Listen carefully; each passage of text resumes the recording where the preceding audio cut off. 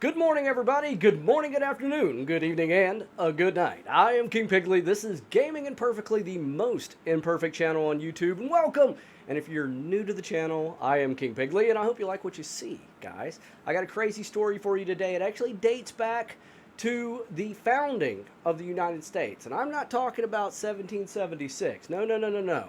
I'm talking about 1500s and the original mystery here in the United States of America would have to be none other than how 115 people disappeared off this planet without a trace. Stick around, it's not only going to be historical, it's going to be weird.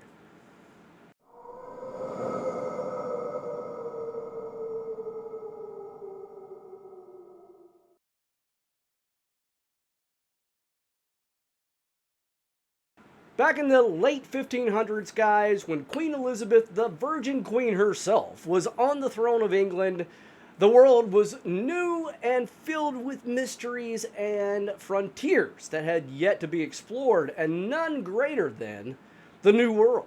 And once Europeans really knew that the Vikings weren't just crazy and talking about land being over that way and nobody was just going to sail off the end of the earth, that kind of thing. Once Columbus did his thing and 1492 and the whole ocean blue thing, colonization really became a thing. And whether you are on board with colonialism and empire building, that was most certainly what was going on during this time. Now, in England particularly, they were in a very, tumultuous time in their history. The king was dead. Queen Elizabeth, who wasn't the most popular queen at the time, was on the throne, and she was a Protestant. Catholics weren't too happy about things, and other nations in Europe at this point in time, including one of the most powerful nations of its time, Spain, were predominantly Catholic and didn't think too fondly of old Queen Liz. However, it didn't stop the fact that expanding the English Empire was on the menu, just like any other colonial power at the time. The Dutch, the French, the German, the Italian, the Portuguese, you name it. They were all going around this planet planting flags and saying, this is now ours. And the people that lived there would go, hey, you can't do that. We live here. You can't just come up and just say, hey, this is ours. And then the conquering nation would very cleverly say, do you have a flag? And then these indigenous people would go, well, no. And then they would say, well, it's ours. And then they put their flag in. That's really how it kind of went. You know, it's very base and verbatim and removing all brutality aside, but that's what empire building was, guys. And England during this time, like I said, was looking to colonize the New World. And one of the people that was sent out to do like an expedition was a man named Sir Humphrey Gilbert. Now, he was a great explorer, and he did make trips here to the New World and scouted locations for English settlement. However, when he returned to England and let them know, yeah, I found a few good places, he went back out to sea, and sadly, he was in a shipwreck and died.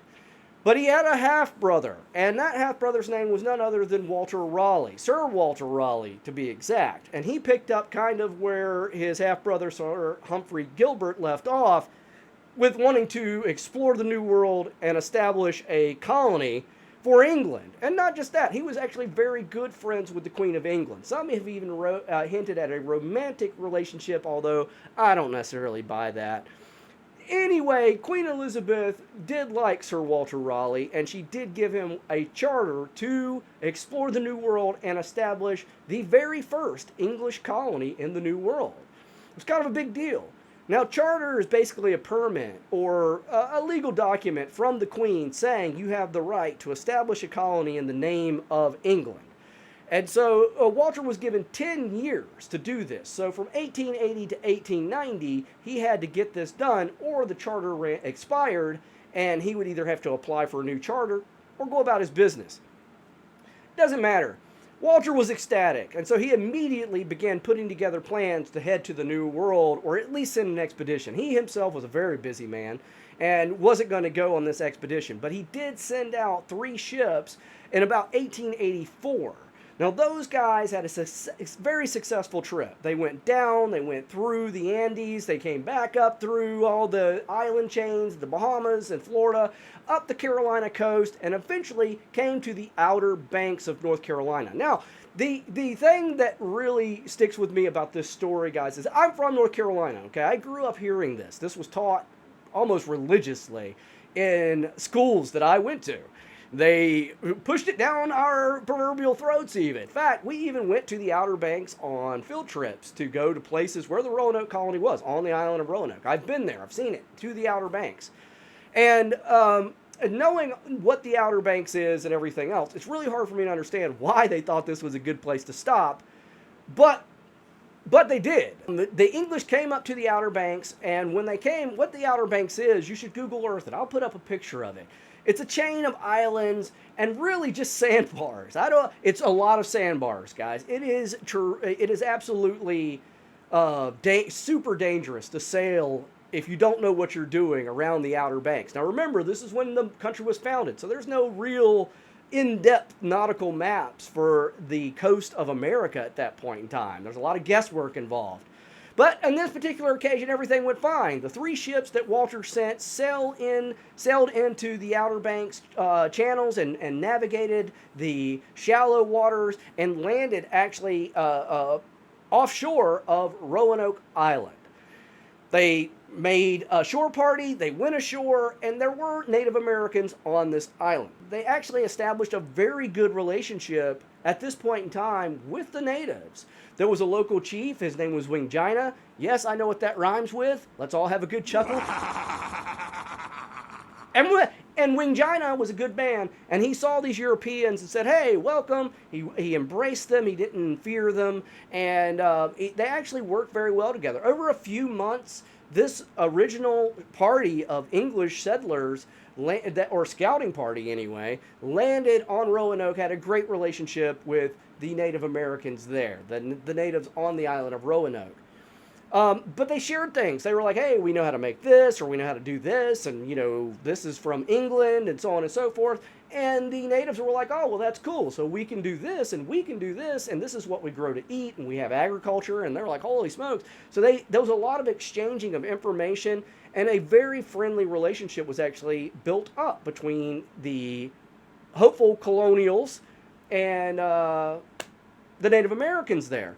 So much so that after a few months of being there, the chief even gave his permission for them to establish a colony on Roanoke Island, that he did not mind that in the slightest, and that the English were welcome to come and live on that island with he and his people, of course, and, in harmony. And that was awesome. You don't really hear about this kind of relationship with Europeans and Native Americans very often.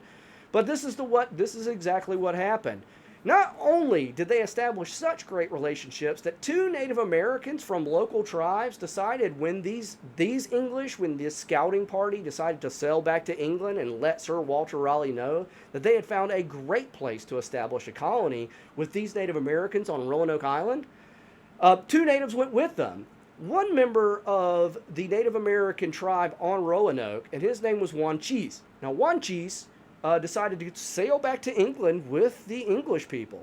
Also, about 50 miles south was another island called Croatoan.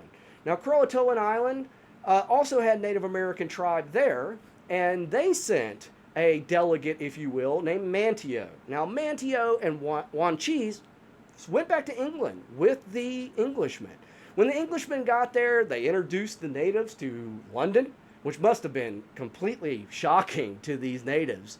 And not only that, but they reported back to Sir Walter that they had established a really good relationship with the local natives and that they should go back at nearest convenience. And Walter absolutely agreed.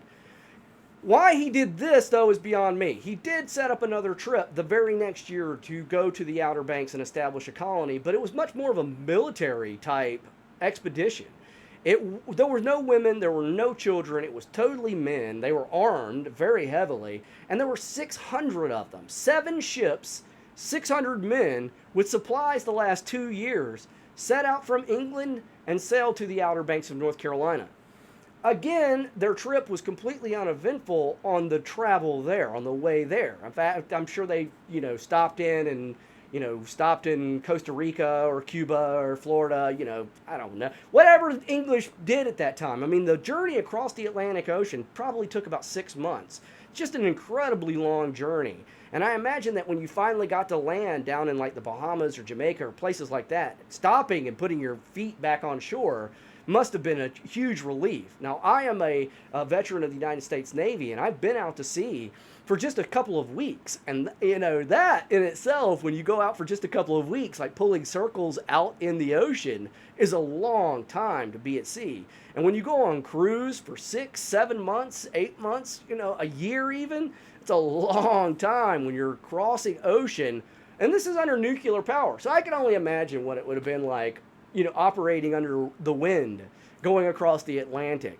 So whatever they did to stifle the boredom, they eventually did make it to the Outer Banks, but that's when trouble hit.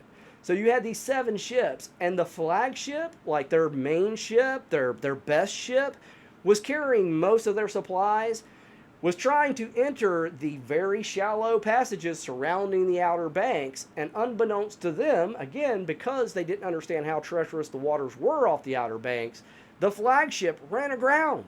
Now, when it did, you know what happened? It kind of listed a bit on a sandbar, and water poured into the hull, down into the supplies, and just ruined them. What supplies weren't ruined by water, either fell overboard or weren't ruined by water, was salvaged the best it could be.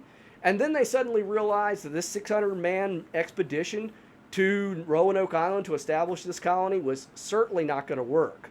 Not in the scale that they had hoped. So what they decided to do instantly was leave 100 men behind, and they were going to be place one man with the last name of Lane as governor. So Governor Lane and 99 men, well-armed men, were given all the supplies that they could salvage and told, hey, you guys stay here, establish this colony, and we'll go and get supplies and bring it back to you.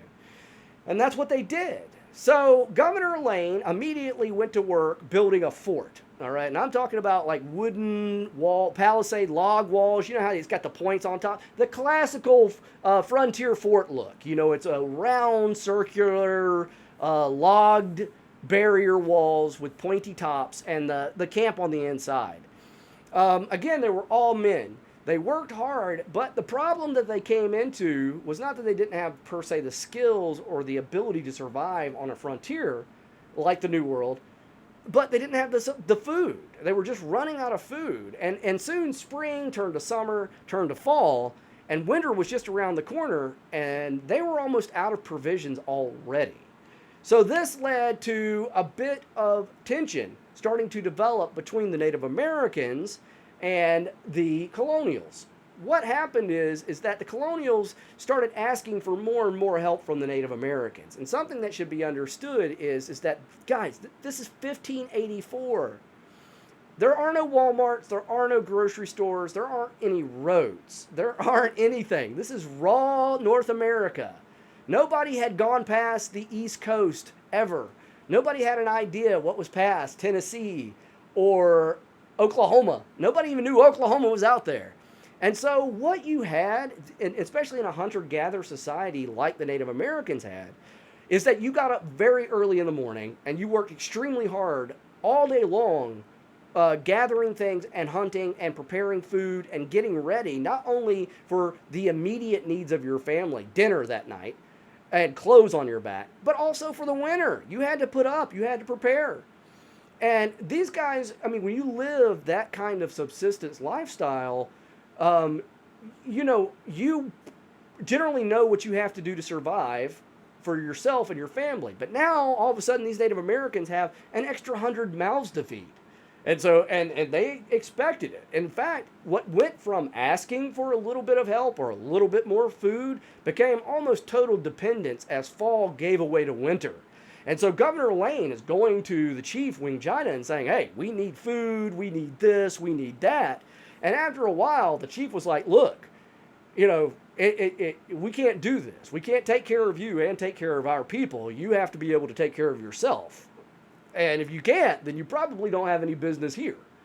And that makes total sense, doesn't it? I mean, if you can't take care of yourself in some place, you should probably go home. They didn't do that. And Wing China realized that the colonials, that the English were becoming a little bit hostile about this. So, to avoid confrontation, Wing China decided to pack up his entire tribe and leave Roanoke Island and go to the mainland. And he absolutely did that. However, it didn't have the effect that I think he thought it was going to have. What happened is Governor Lane then decided that these evil Native Americans were actually going to the mainland to hook up with other tribes of Native Americans and would be back in short order to slaughter the whole lot. As ridiculous as that may sound, that's exactly what he thought. And guess what he did? Guess what Governor Lane decided was a good idea? To attack first, obviously. You know, what better defense is a good offense, as they say? So he got up his 100 men, and they crossed the waters in their rowboats over to the mainland, and they found the peaceful Native Americans minding their own business, when suddenly they launched an attack, a surprise attack on the tribe. It was brutal. In fact, they almost wiped out the entire tribe. Some escaped in the terror, running in fear. But they even went so far as to literally chase down on foot the chief Wing China, brutally murder him, and then decapitate him, as they did in England at the time, and put his head on a pike. Now, this was pretty commonplace, William Wallace and that kind of thing. The English do like their pikes, if you ask me. Doesn't matter, this happened, and now, to say the least, relationships between the Native Americans and the English colonists were strained. They didn't want them there anymore. In fact, it was pretty hostile. They were attacked almost on a regular basis after that by the Native Americans, and who wouldn't be? They were hiding in their hovels inside of their fort, and they were completely out of supplies. Luckily for them, though, a passing English convoy that just happened to be coming through knew that the colony had been established by news that they had received a year prior in England. So as they were making their way up the coast and they came to the Outer Banks and to Roanoke Island, they stopped to see how the 100 men were doing. And the men were like, "Thank God you are here. We are in a pickle. We don't have any food. We're starving to death. We're freezing to death. The Native Americans want to kill us. We need to get out of here." And the captain of that ship absolutely agreed. And so all the men jumped on the ship except for 3. Now, it's really unclear why. This is a long time ago, so some things were lost to the annals of history. It's really unclear why they left 3 men behind, whether they were out picking berries or they just didn't wait on them. You know, I don't know. But immediately, all of the men jumped on the boat and they left, leaving 3 men behind who were never seen again. Of course, I'm sure they met their end at the hands of the Native Americans. Fast forward a couple of days later, after these 97 people had left with Governor Lane to head back to England, a supply ship actually sent to resupply Governor Lane by Sir Walter Raleigh shows up. And when it does, they find, of course, the colony completely abandoned. And so they make a decision at this point in time to protect English, interest, and to say, we can't abandon this perfectly good fort.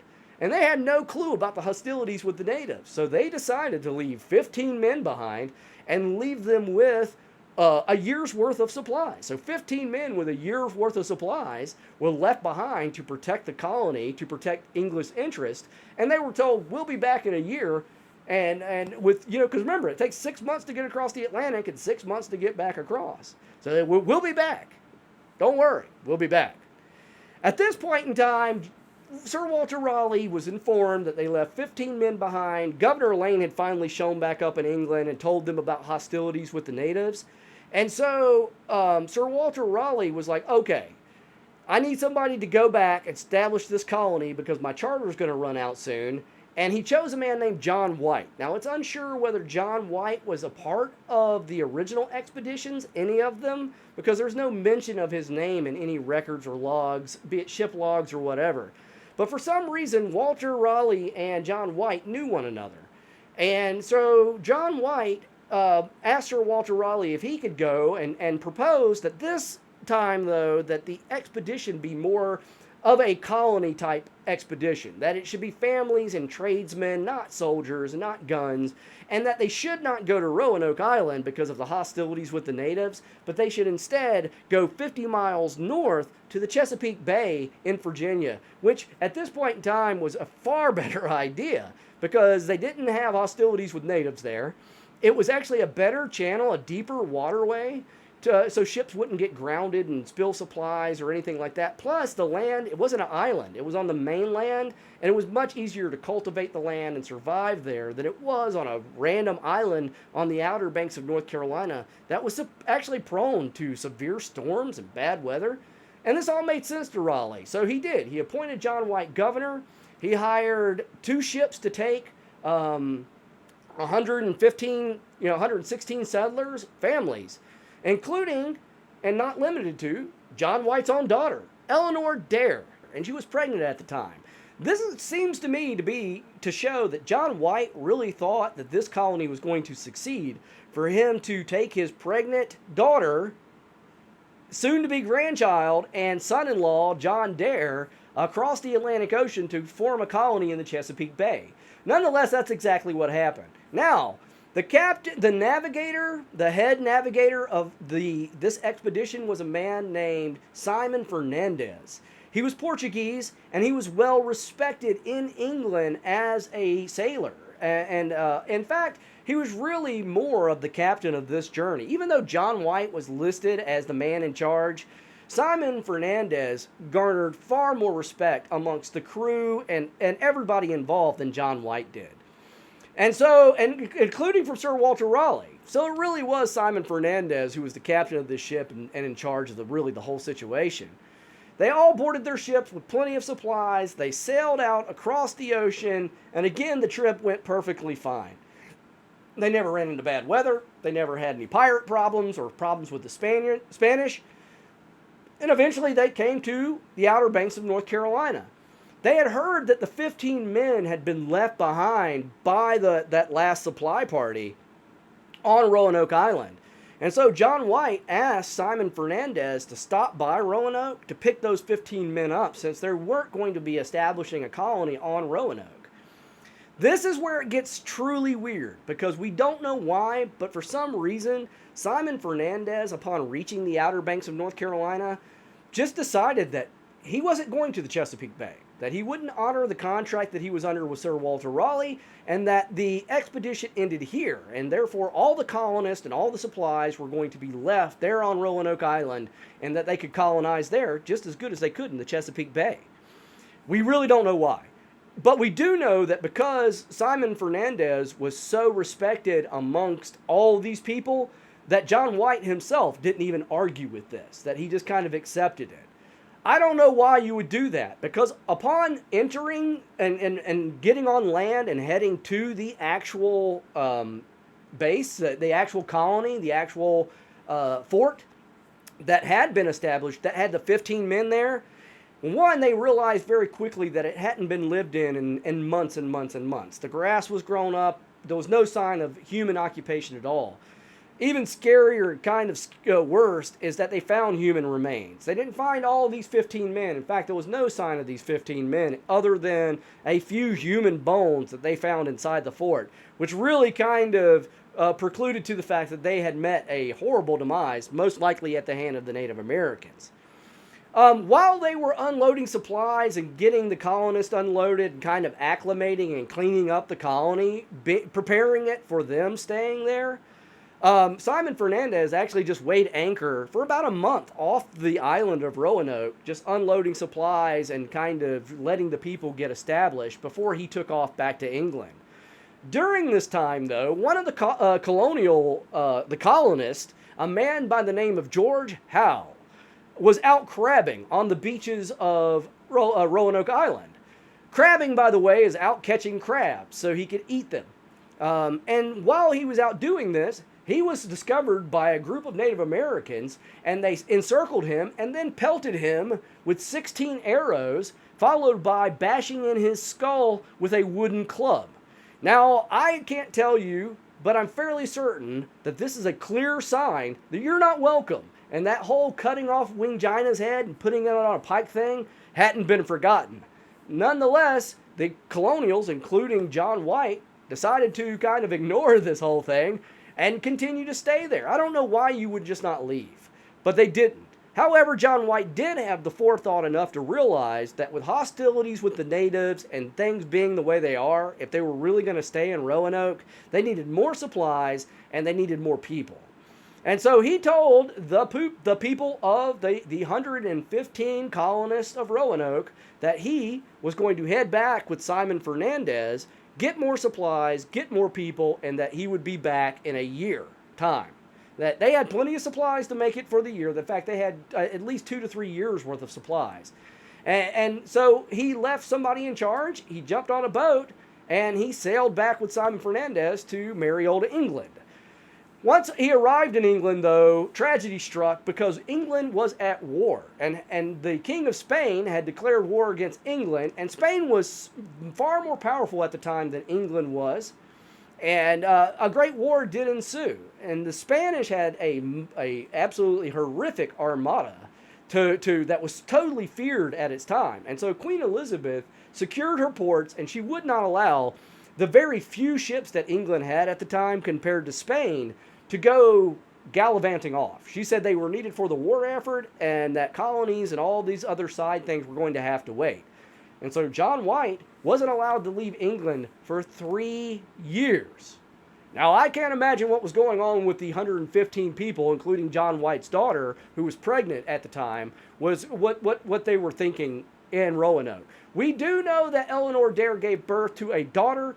She was the first recorded European born in the Americas, and her name was Virginia Dare. However, we don't know what happened to little Virginia or Eleanor, because 3 years later, when John White was allowed to go back to the colonies on Roanoke, to his great, great sadness, when he arrived, there was no one there. It's a true mystery, guys. When they pulled up off the shore of Roanoke Island, they saw smoke. In John White's diary, it's clearly stated that they saw dark, thick smoke burning. But it was never stated as if it came from humans or if it was like a lightning strike or a natural fire. It was just kind of never addressed. So in my opinion, it was probably something very explainable. It had nothing to do with the colonists. The next oddity was they found footprints near the former colony, but they couldn't identify whether they belonged to Native Americans or whether they belonged to the colonials that they had left behind. The big mystery, though, is as they approached this former colony, it was absolutely clear that years had gone by without anyone living there. That it was totally overgrown, totally derelict, but strangely, there were still supplies around. There were things that hadn't been taken with it. It almost looked like it had been abandoned in a very hasty way. On a tree near the fort, 3 letters were carved. C-R-O, Crow.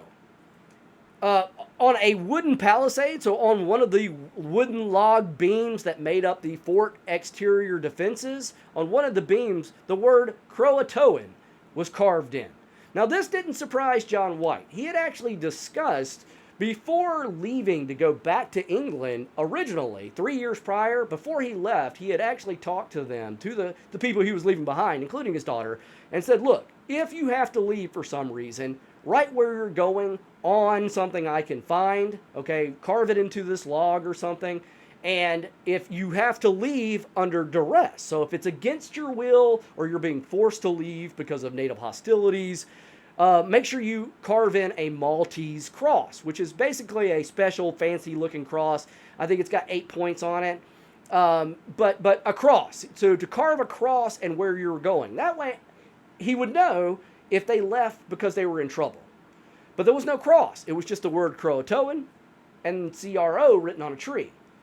This still didn't raise any suspicions. He literally thought, found in his journal, John White stated that he believed that the colony members, including his daughter, Eleanor, and his granddaughter, Virginia, had actually left Roanoke Island and instead of heading 50 miles north, headed 50 miles south to Croatoan Island, where Manteo had lived with the friendly Native Americans that they still had good relationships with. It's very important to understand that they had discussed, actually, before John White left, they had discussed actually moving 50 miles north. And John White, that's one of the reasons he said, if you do leave, tell me where you go, write it, carve it into something to let me know where you went. Because they had actually discussed going 50 miles north to around the Chesapeake Bay area, and that was a possibility. However, it looks to be that they had gone 50 miles south to Croatoan Island. John wanted to go there. He told the captain, hey, we need to sail to Croatoan Island. And the captain was okay with that initially, but then tragedy struck yet again, and their anchor chain broke on their ship. They could not sail like this. They couldn't throw anchor down, which made it extraordinarily difficult. You wouldn't be able to just pull up offshore and weigh anchor. And so the decision was made to go back to England immediately. John White protested this. He said, no, we need to go get these people. We've been gone 3 years, that we need to help them.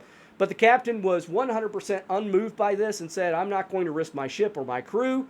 And so they sailed back to England. Sadly, and it really breaks my heart, is that John White never made it back across the ocean. He never found out what happened to Eleanor. He never found out what happened to his granddaughter. And to this day, actually, nobody is really sure of how or what happened to the lost colony of Roanoke, North Carolina. How they disappeared, where they went, is still left to the annals of history. In the 1930s, a guy up around the Chesapeake Bay actually claimed to find things called the Dare Stones. And I'm talking about big honking rocks that had writings on them, supposedly from Eleanor Dare, detailing what had happened to them. Later, those stones, all but one, were actually proven to be fake. In 2011, however, archaeologists and cartographers were looking at some of the drawings, the pictures, and maps made by John White. And guess what they discovered? Back in that time period, maps were made on canvas, and if you made a mistake as you were drawing, it was commonplace and common practice to just put a piece of cloth over the top of it and then draw over it. While they were looking at John's old pictures and maps, some archaeologist or cartographer discovered over a piece of cloth in the Chesapeake Bay, after using scanning technology, underneath it was a fort, but he had covered over it. Then the questions really started flying as to why John White had covered over this fort. Why hide it? Was it a mistake? Did the fort never get built? Was it actually there? We don't really know. But even more strange is that under really close scrutiny, now that this had drawn people's attention, the cloth that had been placed over the top of this fort to cover it up actually had invisible ink on it, and that the fort was actually still there, written in invisible ink. This was not also uncommon at the time, because they were at war with Spain when these maps were being made. And it had actually happened in the past where Spain had captured English ships and vessels and had found maps leading to English colonies in which the Spanish then attacked.